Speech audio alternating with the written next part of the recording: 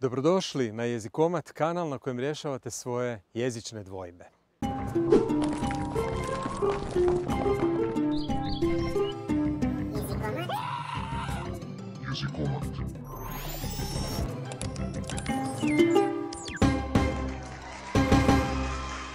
Datum ili nadnevak, dobro je i jedno i drugo.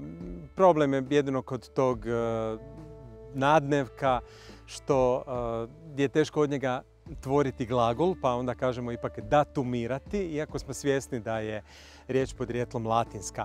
Možemo upotrebljavati dakle i datum i nadnevak. Datum pravilno možemo napisati tako da najprije stavimo naravno brojku koja označava dan, nakon toga naziv mjeseca i nakon toga brojku koja označava godinu.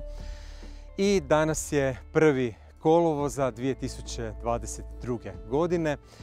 Kako to pravilno izgovoriti, odnosno napisati ako pišem ime mjeseca? Tako da se jednostavno sjetimo kako je datum nastao, odnosno kada bismo izgovorili danas je prvi dan mjeseca kolovoza godine 2022. onda sigurno ne bismo pogriješili. Dakle, možemo jedino pravilno reći danas je 1. kolovoza 2022. jer to znači prvi dan mjeseca kolovoza. Isto činimo i kada izgovaramo 1. kolovoza bez ovih imenica dan, mjeseca i godine.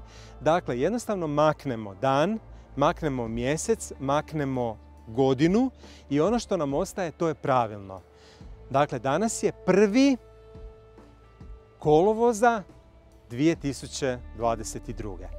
Ako poslovno pismo, na primjer, završavamo datumom ili nadnevkom, onda neće biti isto jer je drugi padež. Dakle, to sam napisao u Zagrebu, sad nije više prvi, jer nije u Zagrebu prvi dan, nego u Zagrebu prvog dana mjeseca kolovoza i onda će to zapravo glasiti u Zagrebu 1. kolovoza 2022.